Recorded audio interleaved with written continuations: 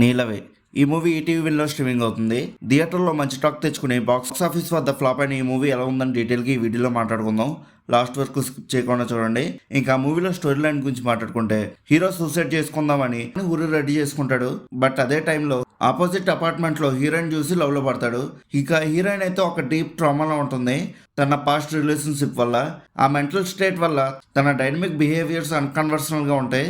And తను unpredictable identity confusion లో ఉంటుంది. But hero completely different.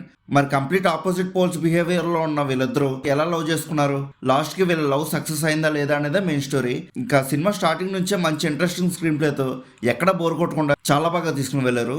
After A long ఒక మంచి feel good love story movie చూసారని అనిపించింది.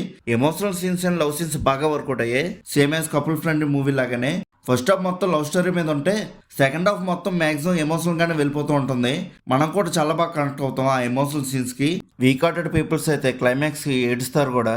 అంత ఎమోషనల్ గా ఉంటుంది మూవీ అనేది. ఇంకా క్యారెక్టర్స్ పెర్ఫార్మెన్సెస్ గురించి మాట్లాడుకుంటే, అందరూ చాలా బాగా యాక్ట్ చేశారు.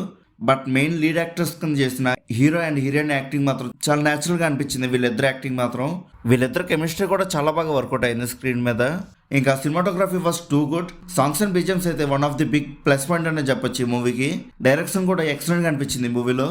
ఇంతకన్నా ఇంకేం చెప్పాలో కూడా నాకు సరిగ్గా అర్థం కావట్లేదు మూవీ చూసాక.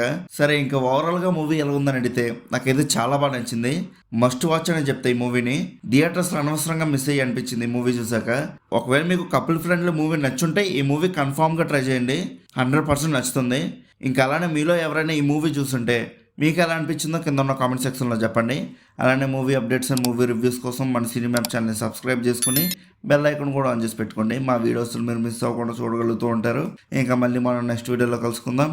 బాయ్.